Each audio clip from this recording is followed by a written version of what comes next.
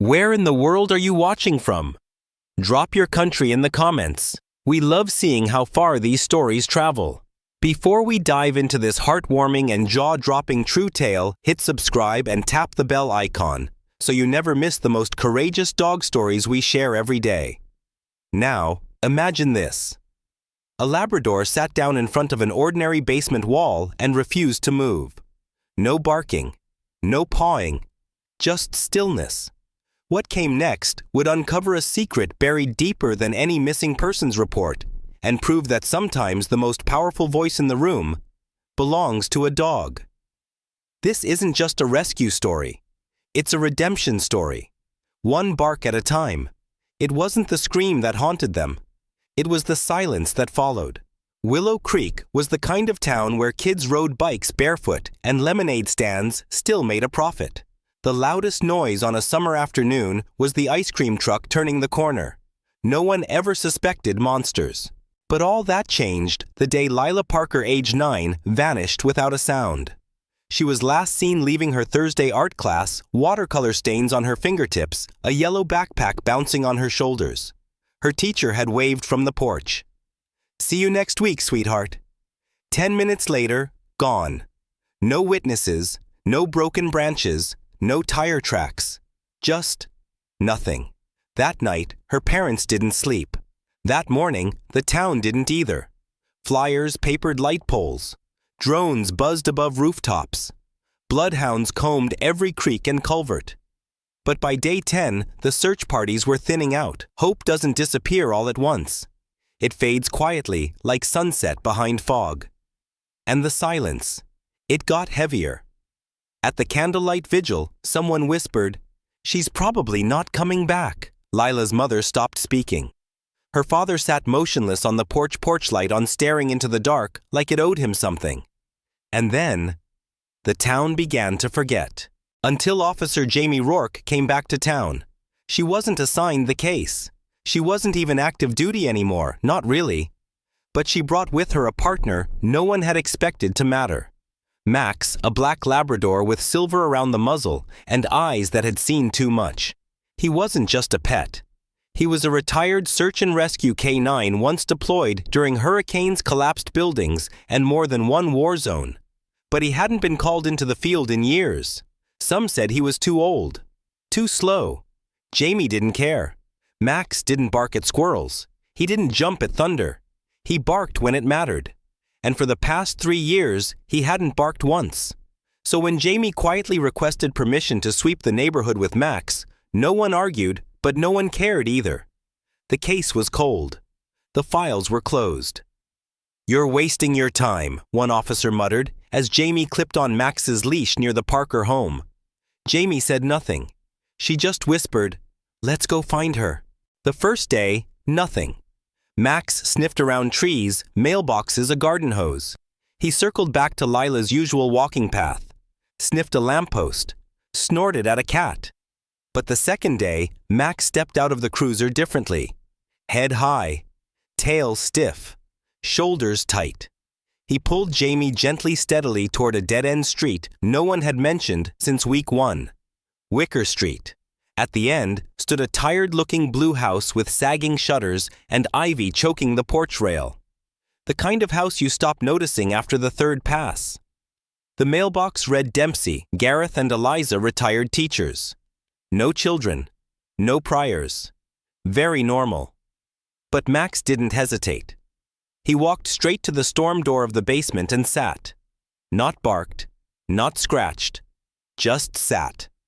Like a statue carved from conviction. Jamie crouched beside him. "What is it, boy?" Max didn't move, didn't blink. She knocked. Eliza Dempsey opened the door with a prim smile. "Oh, hello, officer. Something wrong?" "Just following up on some scent tracking," Jamie said. "Mind if I take a quick look around?" "We already let the others search," Eliza replied. "Didn't find anything, of course." "I know," Jamie smiled politely. "But Max has a nose that doesn't give up easily." Eliza hesitated, but opened the door. Inside smelled like lemon polish and old sweaters. The house was spotless. Calm. Safe. Too safe. Mac moved like he already knew the blueprint. Through the kitchen, down the hallway, straight to the basement. He stopped in front of a beige wall. Nothing unusual. Except the wall smelled wrong. Too clean. The paint too fresh. The air too warm.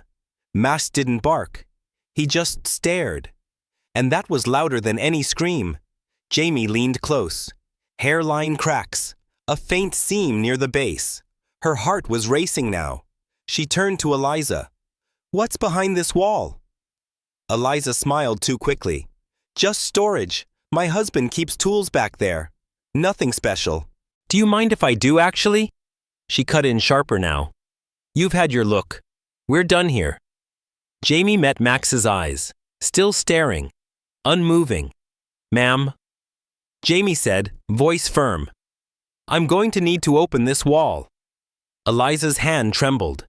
She didn't just know what was behind the wall. She'd helped build it. That night, Jamie filed the paperwork. Used Max's behavior to justify probable cause. Filed a second request. Called in a noise complaint for backup. Anything to buy time. 48 hours later, she returned with a warrant, 2 officers and Max at her side. The moment the wall was breached, it wasn't just drywall that cracked. Behind it, a crawl space. Inside it, a child's blanket, a juice box, a sketch taped to the wall.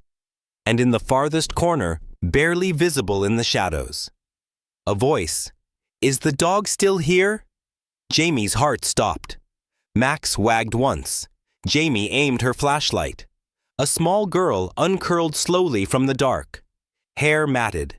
Knees bruised. Wearing the same yellow hoodie from the missing posters. Lila Parker. Alive! Jamie gasped. "Lila, sweetheart, is that you?" The girl flinched, then looked past Jamie straight at Max. She whispered, "He's the one I heard. The barking.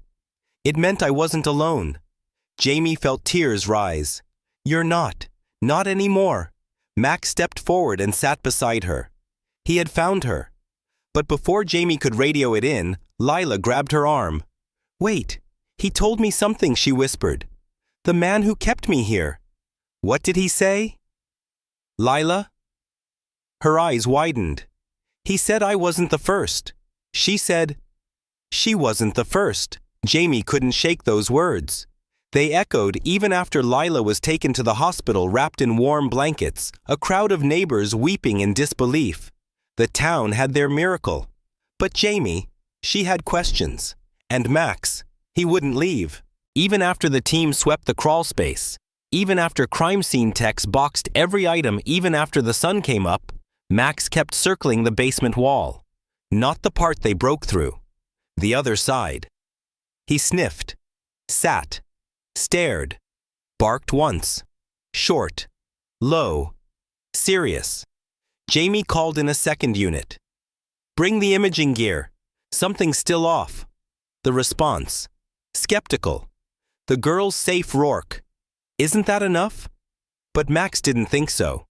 And Jamie had learned long ago, when a dog won't move, neither should you. The thermal scanner lit up like Christmas. A section of the west basement wall registered as hollow, but too warm for a crawl space sealed for years. No one had ever looked at that side. Why would they? The wall was newer. Clean. Finished.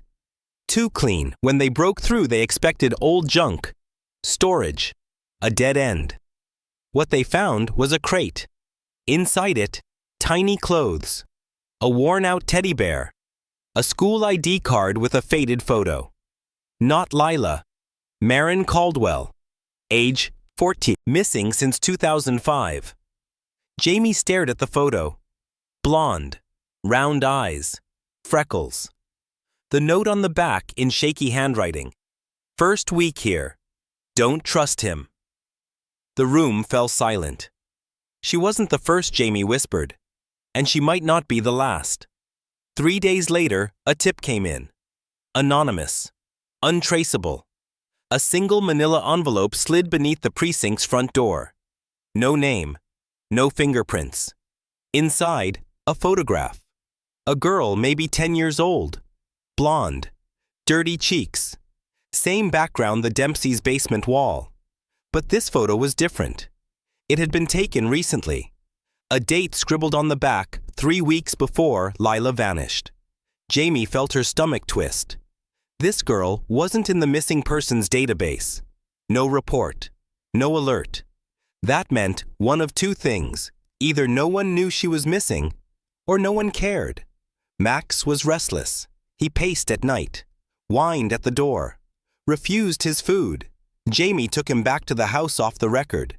He sniffed the perimeter, led her behind the shed, then stopped at the back fence, tail stiff, nose up. The wind was calm. The air smelled like pine and rust. Then he bolted. Not in panic, in purpose. Jamie followed through brush and weeds. Max darted ahead, looped back, stopped near a tree. At its base, scratch marks. Words carved into the bark, MC. Was here. I'm still trying, Jamie whispered aloud. Marin Caldwell. She turned to Max. She's alive. Max let out a low huff and sat. The case exploded. Forensics found DNA matching Marin in both the crate and behind the shed. But Gareth and Eliza Dempsey, they were too old to run this alone. Jamie knew it. Then came the invoice. Buried in utility records was a name, Isaac Fenn, mid-50s, handyman, lived in a trailer behind a garage. No social media, no credit history. But the receipt was clear: shed floor reinforcement and custom panel install. Paid in cash. Jamie visited him alone. He was sitting in a lawn chair sipping soda like the world hadn't cracked open beneath him. You did work at the Dempsey's place? Jamie asked, badge showing. He nodded. They paid. I built. Max stood beside her silent. Until he wasn't. He growled. Deep. Rattling. A sound that said, "You are not safe." Isaac blinked. What's his problem? Jamie didn't answer. Because she knew. He'd helped build the prison. Back at the station, they found something worse. Behind Isaac's trailer closet, a secret compartment. Inside, a child's drawing of a dog, a map of hiking trails, and a note written in shaking hand.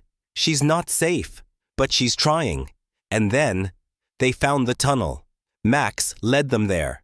Behind the Dempsey's shed beneath the dirt was a trap door no one had thought to question. Because monsters don't always bury bodies. Sometimes they dig escape routes. The tunnel led 200 feet beneath the woods, long abandoned, half collapsed. But in the far end, scratched into a wooden beam, I don't trust you. But I trust the dog. Jamie knelt beside the wall. Then trust me too, she whispered. We're not here to hurt you. We're here to bring you home. Max stood beside her, waiting, listening. There's a kind of silence that only survivors know. It doesn't come from peace. It comes from being unheard for so long you forget what your voice is supposed to sound like. That's the silence Marin Caldwell had lived in for almost 2 decades. But now she was speaking. With tree bark tunnel walls and pieces of paper left behind for a dog. After the message scratched into the beam, I don't trust you, but I trust the dog. Jamie knew one thing: Marin was alive. She had escaped. And more than that, she had been watching. The search team expanded to the forest behind the Dempsey property. Nearly 80 acres of dense pine, abandoned hunting sheds, and forgotten paths.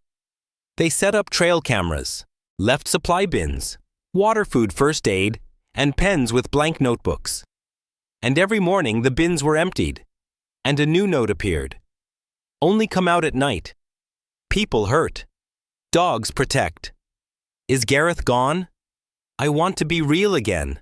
Some messages were cryptic, others heartbreaking.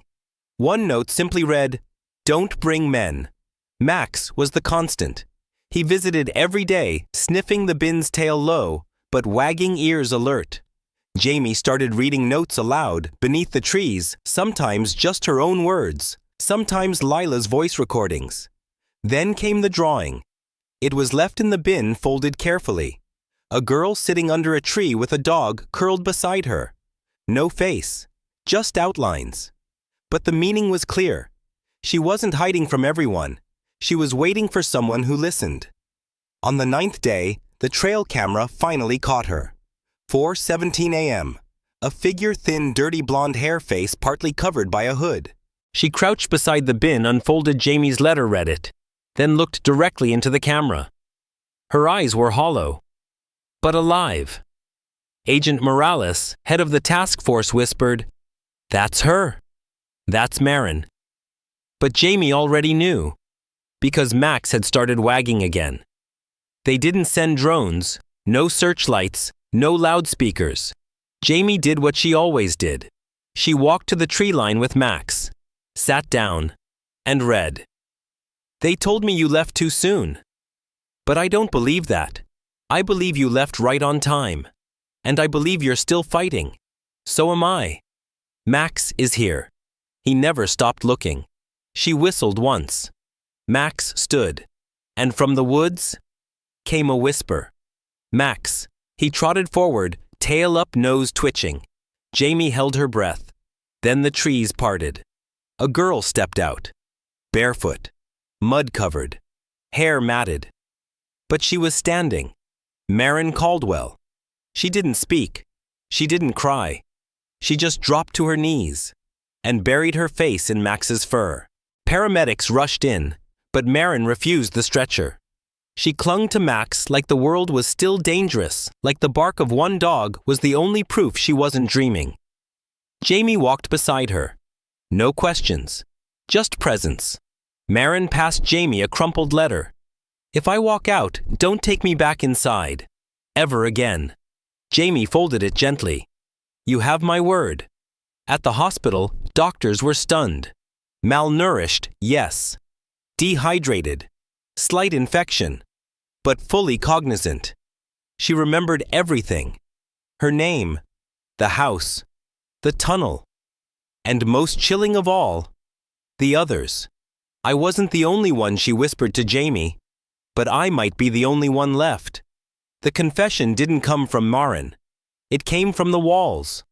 With new federal warrants, investigators tore into the Dempsey basement stud by stud, tile by tile. And they found them.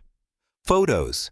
Dozens, maybe hundreds, each labeled by hand. Names, dates, cities. Some were official missing kids, but others had never even been reported. Jamie found one that froze her blood. A boy, maybe 6, sitting in a basement holding a toy truck. The back read Liam. Stayed 3 days. Left too soon. It wasn't a home. It was a catalog. And they hadn't even found the worst part. Behind the second false wall, tucked inside a small wooden crate, was another clue. A backpack. Inside it, a disposable camera. Still undeveloped. And a photo of a girl with a chipped tooth. Back labeled Emily F. May 2003. Second attempt, Agent Morales looked up. They were collecting stories no one would ever hear. Jamie clenched her jaw. Then let's tell them. That night, Max lay curled at the foot of Jamie's bed. Older now, slower, but still alert. She ran her fingers along his ears and whispered, "You didn't just find them. You saw them." When no one else would. Max flicked his ear as if in agreement. Because in a town that stopped listening, a dog kept listening anyway. Some people escape the fire and run straight into the dark. Not because they're lost, but because the dark feels safer than being seen. That's what Marin Caldwell had done. She didn't run to safety. She ran to the trees, to silence, to hiding. Because the world that let her vanish once might let it happen again. She didn't speak to anyone for the first 2 days except Jamie. And even then, she said little. But she talked to Max. When he curled under her hospital bed, she whispered, "You remember me, don't you?" And Max thumped his tail. Jamie sat with her one morning just past dawn. The light filtered through the blinds, pale and quiet. Marin traced the stitching on the hospital blanket. "He used to say I was his secret," she murmured. "That if the world knew me, they'd ruin me." Jamie swallowed hard. "And did you believe him?" Marin looked up, eyes tired but steady. "I didn't at first. But over time, I forgot what truth sounded like." That afternoon, Jamie and Agent Morales returned to the forest. They had one mission: find more survivors or evidence that they once existed. Max led them back to a rotted garden shed near the far edge of the property, one already searched months ago and dismissed as irrelevant. This time, they looked closer. Jamie noticed the floorboards near the back had been replaced too clean, too new. When they pulled them up, a metallic clink echoed beneath the boards. A trapdoor. Beneath it, a second tunnel. Narrow. Reinforced with plywood and old beams. Pitch black. Battery lights long dead. Halfway through, they found a small pocket room. Bare except for one thing: a wall covered in scratch marks. Words carved in different handwriting. Different pressure. Different years. Still here. He lied. No one's coming. I saw her leave. Emily was real. Jamie stood frozen. This wasn't a hiding spot, she whispered. It was a rotation system. Morales nodded grimly. They weren't just keeping them. They were moving them. That's when they found the ledger. Buried under a loose brick. Wrapped in cloth. Old. Damp. But legible. Dates. Locations. Initials. Marin. Emily. Others. They weren't just victims. They were inventory. Back at the hospital, Marin stared out the window. She hadn't eaten much. But when Max entered the room, her posture changed, like something ancient inside her finally relaxed. Jamie brought her the photos they'd found. Names they couldn't identify. Items from the tunnels. Marin scanned them quietly. Then paused. Her finger trembled over a photo of a girl with short hair and a crooked smile. "That's Nia," she said softly. She used to sing to herself when she thought no one was listening. Jamie leaned in. "Do you know what happened to her?" Marin didn't answer right away. Then she ran. "I think she got out. But she said she'd never trust a human again." That night, another anonymous package arrived at the precinct. No return address. Just a postmark from another state. Inside, a child's mitten, a tooth fairy envelope, a school photo labeled Zoe 2001 still out there. Jamie whispered, "Someone's sending us breadcrumbs." Morales shook his head. "No, someone's inviting us to finish the story." And then came the break. A janitor at a school in Hickory Valley, Georgia, called in a strange report. For the past week, someone had been sleeping inside the school's old storm shelter. Blankets, canned food, a dog toy, and a drawing. A girl, and a black dog. Max. Jamie and Morales drove 6 hours that night. Max curled in the back seat, ears alert, eyes calm. By dawn they arrived. The storm shelter was empty but warm. Recently used. Max sniffed once. Twice. Then he bolted across the playground. Past the field. Toward the woods behind the school. Jamie followed, heart pounding. At the edge of the trees, a movement, small, fast, human. Then a voice. "Is the dog here?" Max stopped. Sat. Wagged. A girl stepped out. Skinny. Eyes wide. Wearing 2 different shoes. "I saw him in a picture," she whispered. "He finds the ones no one remembers." Jamie lowered her voice. "What's your name, sweetheart Zoe?" she said. But he already knows that. Zoe wasn't on any official list. No missing persons file. No Amber Alert. No one had even reported her gone. Because some kids disappear from places where no one is looking. And some survive because they only trust the bark. That night, Jamie sat beside Max on the motel porch. He laid his head on her lap, eyes fluttering shut. "You're not just a dog," she whispered. "You're a witness." And Max, he just blinked once, as if to say, "I'm not done yet." Some dogs learn commands, but a rare few, they follow callings. And Max, he wasn't tracking scent anymore. He was tracking the unfinished. Zoe's rescue sparked a wildfire, not just in media coverage, but in official investigations. Her memory was sharp, her fear even sharper. "I wasn't the only one," she told Jamie, her voice barely above a whisper. "There was a man who fixed the doors. He wore gloves, called me cargo. That single word unraveled everything. Cargo. Not child. Not victim. Just property. Cross-referencing Zoe's account with old records brought one name back into the light: Clint Reeves. A contractor. No criminal record. Moved from state to state. Paid in cash. Also known under an alias, Isaac Fenn, the same man Max had growled at weeks before, the one Jamie's instincts had screamed about but couldn't prove.